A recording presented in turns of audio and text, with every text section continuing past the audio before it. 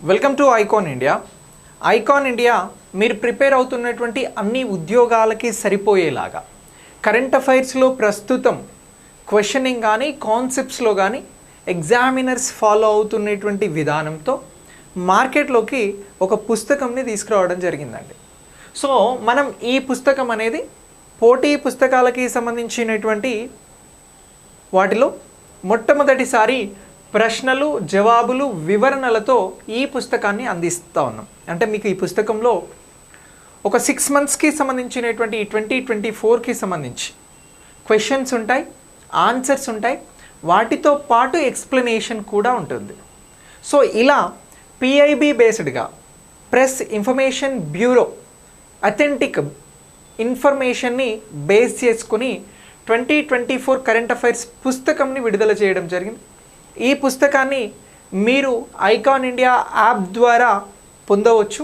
500 రూపీస్తో మనం ఈ పుస్తకంలోని ప్రశ్నలకి సంబంధించిన వీడియో ఎక్స్ప్లెనేషన్ కూడా ఇస్తా ఉన్నాం.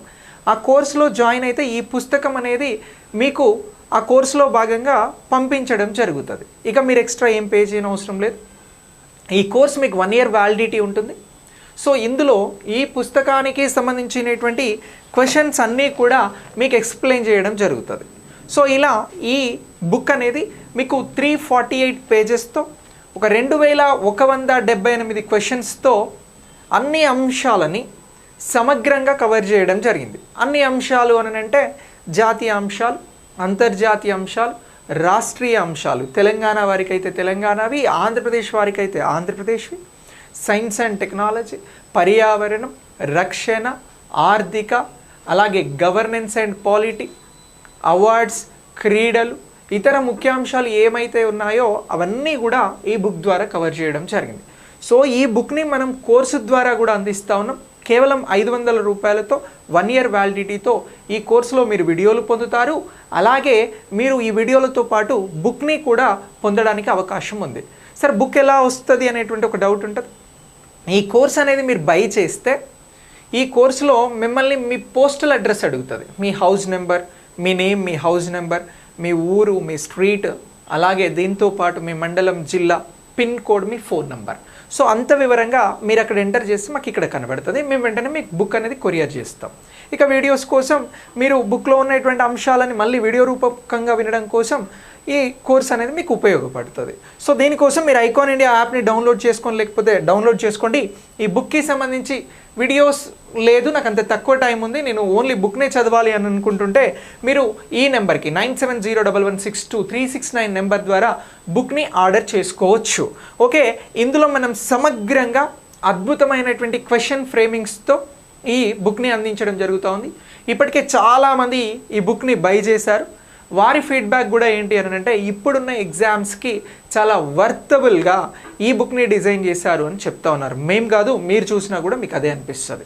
ఇక నెక్స్ట్ మనం ఎక్స్టెన్షన్ ఆఫీసర్ అలాగే చైల్డ్ డెవలప్మెంట్ ప్రాజెక్ట్ ఆఫీసర్కి సంబంధించి ఆన్లైన్ క్లాసెస్ని, ఆఫ్లైన్ క్లాసెస్ని ఆఫర్ చేస్తూ ఉన్నాం. ఆఫ్లైన్కి సంబంధించిన బ్యాచ్ మండే నుంచి స్టార్ట్ అవుతూ ఉంది. ఆన్లైన్ బ్యాచ్ అనేది 2 రోజుల క్రితం ప్రారంభమైంది. ఇందులో మనం ఆన్లైన్లో కానీ ఆఫ్లైన్లో కానీ ప్రొవైడ్ చేస్తున్నటువంటి ముఖ్యమైనటువంటి అంశాలు ఏంటి అని అంటే, ఒకటి పేపర్ 2కి సంబంధించి లైవ్ క్లాసెస్ ఇస్తా ఉన్నాం. ఈరోజు క్లాస్ జరిగితే రేపు ఎగ్జామ్ అనేది నిర్వహించడం జరుగుతుంది. అలాగే డైలీ టెస్ట్లు అనేవి ఇస్తా ఉన్నాం. ఇక వీటితో పాటు మీకు ఒక 1 month తర్వాత నుంచి గ్రాండ్ టెస్ట్లు అనేవి స్టార్ట్ అవుతాయి పేపర్ 1, పేపర్ 2 మీద. ఇక పేపర్ 2కి సంబంధించి ఇప్పుడున్నటువంటి అప్డేట్స్తో మనం మెటీరియల్స్ని ఇవ్వడం జరుగుతూ ఉందండి. సో ఇలా ఈ కోర్స్ అనేది మీరు ఐకాన్ ఇండియా యాప్ ద్వారా బై చేయవచ్చు. ఆఫ్లైన్ అయితే మీరు Narayanguda metro station 1171 pillar number దగ్గర మా ఇన్స్టిట్యూట్ ఉంటుంది, నేరుగా వచ్చి ఇక్కడ జాయిన్ అవ్వచ్చు. ఓకే, ఇక మనం ఈరోజు కరెంట్ అఫైర్స్కి సంబంధించి మే మంత్లో ఇచ్చినటువంటి క్వశ్చన్స్ని గురించి డిస్కస్ చేద్దాం. నేను మళ్ళీ చెప్తా ఉన్నా, ఈ బుక్ అన్ని ఎగ్జామ్స్కి సరిపోతుంది. మీరు అన్ని విధాల క్వశ్చన్స్ని చూస్తారు. ఇది నార్మల్ క్వశ్చన్. సో ఇప్పుడు ఆర్ఆర్బి లేదా ఇంకా ఇతర పోటీ పరీక్షలకి సంబంధించి డైరెక్ట్ క్వశ్చన్ అడగాలనుకున్నప్పుడు ఇలాంటి క్వశ్చన్స్ అడుగుతారు. మనం ఈ క్వశ్చన్ని ఒక్కసారి పరిశీలిస్తే, ఇటీవల కాలంలో ఏ దేశం ఆదాని గ్రీన్ ఎనర్జీతో 20 ఏళ్ల పవర్ డీల్పై సంతకం చేసింది అని అంటున్నాం. భారతదేశం, పాకిస్తాన్, బంగ్లాదేశ్, శ్రీలంక అని చెప్పేసి ఇక్కడ ఆప్షన్స్ ఇవ్వడం జరిగింది. సో ఇక్కడ ఆదాని గ్రీన్ ఎనర్జీ ఏదైతే ఉందో ఇది మనకి సంబంధించి మన దేశానికి సంబంధించినటువంటి గ్రీన్ ఎనర్జీ కంపెనీ అని అంటున్నాం. సో ఈ గ్రీన్ ఎనర్జీ కంపెనీ అనేది పవర్ డీల్ పై ఒక సంతకం చేసిందండి. ఇందులో ఏ దేశాలతో చేసింది అని అంటున్నాం. సో భారతదేశం మనదే కాబట్టి ఇది ఆన్సర్ కాదు. పాకిస్తాన్తో ఇప్పుడున్నటువంటి పరిస్థితులలో మనకు సత్సంబంధాలు లేవు, పాకిస్తాన్తో కూడా అవకాశం లేదు. అలాగే బంగ్లాదేశ్తో భారత్కి ద్వైపాక్షికంగా మంచి సంబంధాలు ఉన్నప్పటికీ బంగ్లాదేశ్ కూడా ఆన్సర్ కాదు. కానీ శ్రీలంకతో ఈ ఒప్పందం జరిగింది అనేటువంటి అంశాన్ని మనం ఇక్కడ గుర్తుంచుకోవాలి. శ్రీలంక శక్తి లేదా ఇంధన రంగానికి సంబంధించి తన సామర్థ్యాన్ని పెంచుకోవాలి అని అనుకుంటుందండి. సో ఈ సామర్థ్యం పెంచుకునేందుకోసం ఏం చేసినది అని అంటే శ్రీలంక దేశం ఒక క్యాబినెట్ సమావేశాన్ని నిర్వహించడం జరిగిందండి. క్యాబినెట్ సమావేశము అని అంటే ఆ దేశంలో ఉన్నటువంటి అత్యున్నత స్థాయి మంత్రివర్గం నిర్ణయం తీసుకొని మనం ఏ రంగంలో అని అంటే శక్తి రంగంలో బలోపేతం కావాలి, ఈ శక్తి రంగంలో బలోపేతం అయ్యేందుకు మనం ఆదాని గ్రీన్ ఎనర్జీతో ఒప్పందం చేసుకోవాలి అని చెప్పేసి నిర్ణయం తీసుకున్నారు. సో ఇలా పవన విద్యుత్కి సంబంధించి, పవన విద్యుత్ అని అంటే మీకు తెలుసు కదా, విండ్ పవర్కి సంబంధించినటువంటి ఇగో ఈ ఒప్పందం కోసం గ్రీన్ ఎనర్జీ అలాగే శ్రీలంక మధ్యన ఒప్పందం కుదిరింది. కాబట్టి మన ఆన్సర్ ఏమిటి అని అంటే డి అని అంటున్నాం. సో మన ఆన్సర్ ఏమంటున్నాం, డి అనేది మన ఆన్సర్గా గుర్తుంచుకోవాలి. డి శ్రీలంకతో ఇటీవల భారతదేశానికి సంబంధించిన గ్రీన్ ఎనర్జీతో ఒప్పందం కుదిరింది. సో ఇలా ఈ 20 ఏళ్ల పాటు పవర్ డీల్ ఉంటుంది అనేటువంటి అంశాన్ని మీరు ఎగ్జామినేషన్ పాయింట్ ఆఫ్ వ్యూలో గుర్తుంచుకోవాల్సి ఉంటుంది. సో ఈ అంశం దేనికి రిలేటెడ్గా మనం చదువుతా ఉన్నాం, ఇరు దేశాల మధ్యన అలాగే శ్రీలంకకి భారతదేశానికి సంబంధించినటువంటి ఒప్పందంగా గుర్తుంచుకోవాలి. ఇక్కడ గ్రీన్ ఎనర్జీ కంపెనీతో కుదిరింది అనేటువంటి అంశం important. MoUs memorandum of understandings అని అంటాం. ఒప్పందాలకి సంబంధించిన అంశాల మీద ఎగ్జామినేషన్లో క్వశ్చన్స్ వస్తాయి. ఆ క్వశ్చన్స్కి ఆన్సర్ ఇవ్వాలంటే ఇలాంటి అంశాల మీద మీకు పట్టు ఉండాలి. రైట్, ఇప్పుడు పట్టు వచ్చేసింది ఈ క్వశ్చన్కి సంబంధించి. సో ఇలాంటి క్వశ్చన్స్ మీకు 2178 క్వశ్చన్స్ అందించడం జరుగుతూ ఉందండి. ఇక నెక్స్ట్ ఈ క్వశ్చన్ తర్వాత మరొక క్వశ్చన్ చూడండి. ఇటీవల స్వదేశీ నౌకా నిర్మాణాన్ని మెరుగుపరిచేందుకు ఎవరితో ఇండియన్ కోస్ట్ గార్డ్ ఎంఓయూపై సంతకం చేసింది అని అంటున్నాం. ఇంతకుముందే మనం చెప్పినాం ఎంఓయూ అనగా మెమోరాండమ్ ఆఫ్ అండర్స్టాండింగ్ లేదా దీన్నే సింపుల్గా ఒప్పందము అని అంటున్నాం. సో ఇప్పుడు ఒప్పందంలో ఎవరెవరు కీలకంగా పాల్గొంటున్నారు అని అంటే ఇండియన్ కోస్ట్ గార్డ్ అనేది కీలకంగా పాల్గొనడం జరుగుతూ ఉంది. ఇప్పుడు ఇండియన్ కోస్ట్ గార్డ్కి సంబంధించి మనం ఇండియన్ ఐసీజీ అని చెప్పేసి అంటాం. సో మనకి ఏదైతే భారతదేశానికి సంబంధించినటువంటి తీర ప్రాంతం ఉందో, సముద్రాలతో కూడినటువంటి ప్రాంతం ఉందో, భారతదేశానికి సంబంధించి ఈ సముద్ర తీర ప్రాంతాల వెంబడి రక్షణ కల్పించేందుకోసం ఇండియన్ కోస్ట్ గార్డ్ అనేది ఇక్కడ కీలకంగా వర్క్ చేయడం జరుగుతుందండి. సో ఇలా ఇండియన్ కోస్ట్ గార్డ్ అనేది మనకి ఎవరితో ఒప్పందం చేసుకుంది అని అంటున్నాం, Tata steels, Jindal steels and power, సెయిల్తో, అలాగే రిలయన్స్ ఇండస్ట్రీతో అని అంటున్నాం. మీకేమైనా ఆన్సర్ తెలిస్తే మీ ఆన్సర్ని కమెంట్ బాక్స్లో పోస్ట్ చేయండి. సో ఇక్కడ మనం మాట్లాడుతున్నటువంటి ఈ అంశానికి సంబంధించి ఈ ఒప్పందం ఎవరితో కుదిరింది అని అంటే టాటా స్టీల్స్ కాదు, సెయిల్తో కాదు, రిలయన్స్ ఇండస్ట్రీస్తో కాదు, జిందాల్ స్టీల్ అండ్ పవర్తో కుదిరింది అనేటువంటి అంశాన్ని ఇక్కడ గుర్తుంచుకోవాలి. దేనికి సంబంధించి అని అంటున్నాం, స్వదేశీ నౌకా నిర్మాణాన్ని అని అంటున్నాం. సో స్వదేశీ నౌకా నిర్మాణానికి సంబంధించి మెరైన్కి సంబంధించినటువంటి దానిలో ఈ నిర్మాణాన్ని మెరుగుపరిచేందుకోసం ఇటీవల ఒప్పందం ఎవరెవరికి కుదిరింది అని అంటే ఇండియన్ కోస్ట్ గార్డ్కి అలాగే జిందాల్ స్టీల్స్ అండ్ పవర్కి మధ్యన కుదిరింది అనేటువంటి అంశాన్ని మనం ఇక్కడ ప్రత్యేకంగా గుర్తించాల్సి ఉంటుంది. ఓకే, సో మరి ఇక్కడ మనం ఇండియన్ కోస్ట్ గార్డ్ అనేటువంటి అంశం గురించి చదువుతున్నాం కాబట్టి దీనికి సంబంధించిన జీకే బిట్స్ని కూడా తీసుకోవడం జరిగింది పుస్తకంలో. మీకు ఇలా వివరణనిచ్చి సో దీని కింద మనం మళ్ళీ ఇండియన్ కోస్ట్ గార్డ్ అనేటువంటి అంశాన్ని మెన్షన్ చేసి దీనికి సంబంధించి ఇది ఎప్పుడు ఏర్పాటైంది అనేటువంటి అంశాన్ని బుక్లో పొందుపరిచాం. సో 1978లో ఇది ఏర్పాటైంది ఆగస్టు 18న అని చెప్పేసి గుర్తుంచుకోవాల్సి ఉంటుంది. యాక్ట్ ద్వారా తీసుకొచ్చారు. కానీ ఇది అమల్లోకి ఎప్పుడు వచ్చింది అని అంటే February 1 వచ్చింది. సో కాబట్టి February 1ని మనం ఇండియన్ కోస్ట్ గార్డ్ డేగా నిర్వహించడం జరుగుతోంది. సో ఇలా ఇండియన్ కోస్ట్ గార్డ్ డేకి సంబంధించినటువంటి కోస్ట్ గార్డ్స్కి సంబంధించినటువంటి ప్రధాన కార్యాలయం ఎక్కడ ఉన్నది అని అంటే న్యూఢిల్లీలో ఉన్నది అనేటువంటి అంశాన్ని బుక్లో మనం మెన్షన్ చేస్తూ ఉన్నాం. ఇప్పుడు ఎక్స్ప్లెనేషన్లో కూడా నేను క్లియర్గా చెప్తా ఉన్నా. ఇక నెక్స్ట్ ఇండియన్ కోస్ట్ గార్డ్కి సంబంధించి ప్రస్తుతం డైరెక్టర్ జనరల్గా ఉన్నటువంటి రాకేష్ పాల్కి సంబంధించినటువంటి అంశాన్ని కూడా మనం బుక్లో మెన్షన్ చేయడం జరిగింది. ఇగో రాకేష్ పాల్ ఎవరు అనగా మీరు గుర్తుంచుకోవాల్సింది ఈయన ఇండియన్ కోస్ట్ గార్డ్కి సంబంధించినటువంటి డైరెక్టర్ జనరల్గా ఉన్నారు అనేటువంటి అంశాన్ని మనం ఇక్కడ బుక్లో క్లియర్గా ప్రస్తావించడం జరిగింది. అంటే మీకు ప్రస్తుతం ఉన్నటువంటి కరెంట్ అఫైర్స్, దానికి సంబంధించినటువంటి వివరణ, దానికి సంబంధించినటువంటి ఎక్స్ప్లెనేషన్స్తో పాటు జీకే పాయింట్ ఆఫ్ వ్యూలో, జనరల్ నాలెడ్జ్ పాయింట్ ఆఫ్ వ్యూలో కూడా అంశాలను మనం బుక్లో పొందుపరిచాం. సో ఇలా ఈ బుక్ని డిజైన్ చేసి మీకు అందించడం జరుగుతూ ఉంది. సో మీరు ఈ బుక్ కోసం మేము ఇస్తున్న నెంబర్కి కానీ, అలాగే మీరు ఐకాన్ ఇండియా యాప్ ద్వారా కానీ వీడియో ఎక్స్ప్లెనేషన్, ఇలాంటి వీడియోస్ అన్నీ కూడా త్వరలో మీకు అక్కడ అప్డేట్ అవుతాయి. కొన్ని వీడియోస్ ఇచ్చినాం ప్రీవియస్గా చెప్పినట్టు. సో ఇక నెక్స్ట్ క్వశ్చన్ చూద్దాం. సిక్కిం ఊర్జాలో అదనపు వాటాలను కొనుగోలు చేసేందుకు CCI అనుమతిని పొందిన సంస్థ ఏది అని అంటున్నాం. Tata power, Adani power, Greenko energies, Reliance power. So ఇప్పుడు ఇది కొనుగోళ్లకి సంబంధించి CCI అనుమతిని పొందినటువంటి సంస్థ గురించి క్వశ్చన్ అడగడం జరిగిందండి. సో ఈ CCIని ఏమంటున్నాము అని అంటే కాంపిటీషన్ కమిషన్ ఆఫ్ ఇండియా అని అంటున్నాం. దీని అనుమతిని తీసుకొని ఎవరు ఈ కొనుగోలు అనుమతిని పొందారు అని చెప్పేసి ఇక్కడ క్వశ్చన్ అడగడం జరిగింది. సో టాటా పవర్ కాదు, అదానీ పవర్ కూడా కాదు, గ్రీన్కో ఎనర్జీస్ అనేది ఈ అనుమతిని పొందింది. మారిషస్కి సంబంధించినటువంటి గ్రీన్కో ఎనర్జీ ఈ అనుమతిని పొంది ఇప్పుడు సిక్కిం ఊర్జాలోని అదనపు వాటాలను కొనుగోలు చేసేందుకు CCI నుంచి అనుమతిని పొందింది అనేటువంటి అంశాన్ని గుర్తుంచుకోవాలి.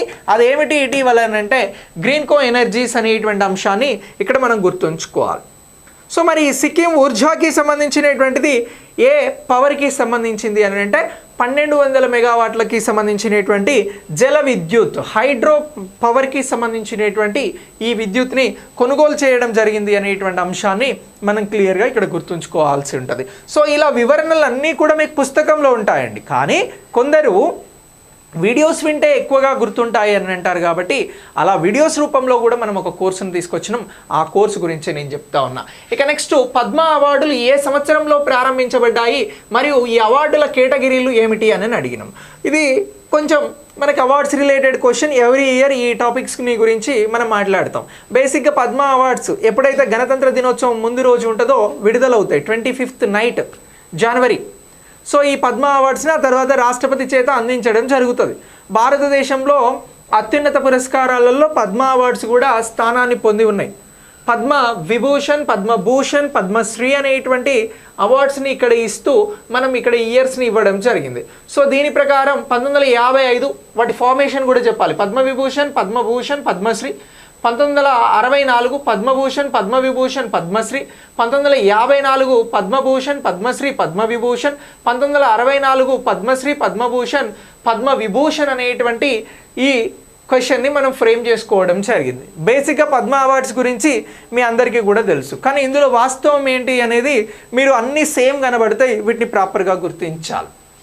సో పద్మ అవార్డులు ఏ సంవత్సరంలో ప్రారంభించబడ్డాయి, అవార్డుల కేటగిరీలు ఏమిటి అని అడిగారు. కాబట్టి ఇందులో 2 క్వశ్చన్స్ అనేవి ఇంటర్నల్గా ఉన్నాయి అనేటువంటి అంశాన్ని ఇక్కడ గుర్తుంచుకోవాలండి.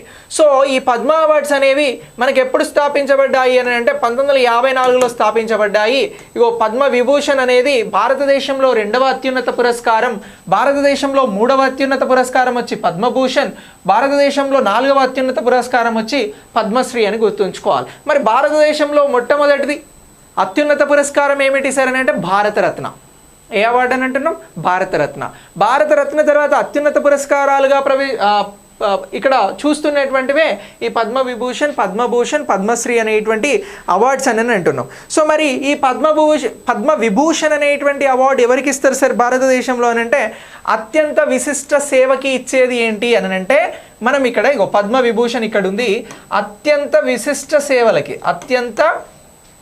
విశిష్ట సేవలకి అందించేటువంటి అవార్డు ఏమిటి అనగా పద్మవిభూషణ్ అని మనం ఇక్కడ గుర్తుంచుకోవాల్సి ఉంటుంది. మరి ఆ తర్వాత మూడవ అత్యున్నత పురస్కారం ఏమిటి సార్ అని అంటే పద్మభూషణ్ అని అంటున్నాం. సో ఈ పద్మభూషణ్ విశిష్ట సేవకి, ఇది అత్యంత విశిష్ట సేవకి అని అంటున్నాం. ఇది ఎక్కువగా విశిష్ట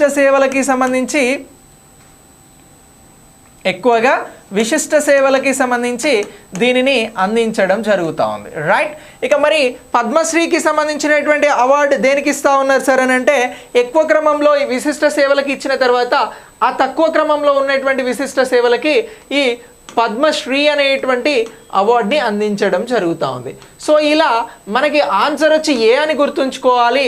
so Padma Vibhushan second, Padma Bhushan third, Padmashri fourth level అవార్డ్స్గా గుర్తుంచుకోవాల్సి ఉంటుంది. అన్నింటికంటే ముఖ్యమైనటువంటిది ముందుగా ఉండేది భారతరత్న అని చెప్పేసి గుర్తుంచుకోవాలి. ఇక నెక్స్ట్ క్వశ్చన్ చూడండి, మ్యాచ్ ద ఫాలోయింగ్. ఇది ఎకానమీ పాయింట్ ఆఫ్ వ్యూలో ఇంపార్టెంట్, కరెంట్ ఎకానమీకి సంబంధించిన క్వశ్చన్. క్రింది పన్నులు మరియు సేవల పన్ను జిఎస్టీ కేటగిరీలను వాటి వసూళ్ల వివరాలతో సరిపోల్చండి అని అన్నారు.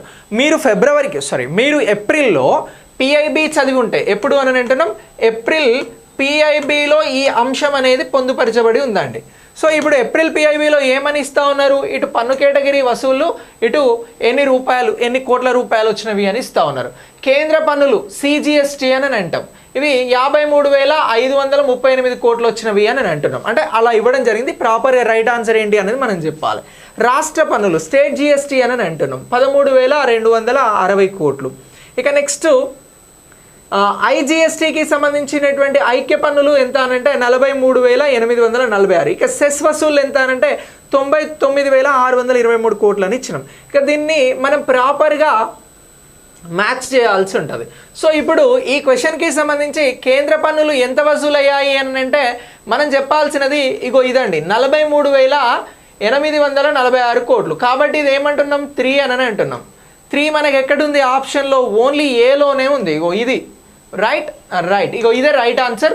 ఇక రాష్ట్ర పన్నులు వచ్చి B1 అని అంటున్నాం. ఇది మనకి 53,538 కోట్లు. నెక్స్ట్ సి వచ్చి 4 అని అంటున్నాం. ఐజిఎస్టీ ఎంత ఉంటే 99,623 కోట్లు అని అంటున్నాం. ఇక నెక్స్ట్ వచ్చి మిగిలినది మనకి 2 అండి. సెస్ ఎంత అని అంటే 13,260 కోట్లు అని. సో ఇలా ఈ క్వశ్చన్స్ని మనం ఇలా ఎక్స్ప్లెనేషన్స్ వీడియో రూపంలో అందిస్తాము. మీరు జస్ట్ 500తో బుక్కి సంబంధించిన కోర్స్ని బై చేస్తే, మీరు అందులో ఎన్రోల్ అవుతే మీకు బుక్ అనేది ఉచితంగా పంపించబడుతుంది. ఈ కోర్సులో భాగంగా మీకు వీడియో ఎక్స్ప్లెనేషన్ వస్తుంది బుక్లో ఉన్నటువంటి అన్ని క్వశ్చన్స్కి సంబంధించి. ఓకే, సో ఇలా మీరు ఈ కంటెంట్ని ఎగ్జామినేషన్ పాయింట్ ఆఫ్ వ్యూలో అప్డేట్ చేసుకోండి. మనం ఇలా డిఫరెంట్ క్వశ్చన్స్ని విత్ కాన్సెప్ట్ వైజ్గా మాట్లాడతాం, వివరణతో తెలుసుకుంటాం. కాబట్టి ఎగ్జామ్స్కి చాలా ఉపయోగపడుతుంది. అండ్ మీకు క్వశ్చన్ ఫ్రేమింగ్స్ ఎలా ఉన్నాయి, ఎగ్జామ్లో క్వశ్చన్స్ వచ్చేటువంటి విధానాలు ఎలా ఉన్నాయి అనేటువంటిది కూడా ఇక్కడ చాలా క్లియర్గా తెలుస్తుంది. ఓకే, ఇది మనం ఈ క్లాస్ ద్వారా అందిస్తున్నది. నెక్స్ట్ క్లాస్లో మళ్ళీ కలుద్దాం. Thanks for watching.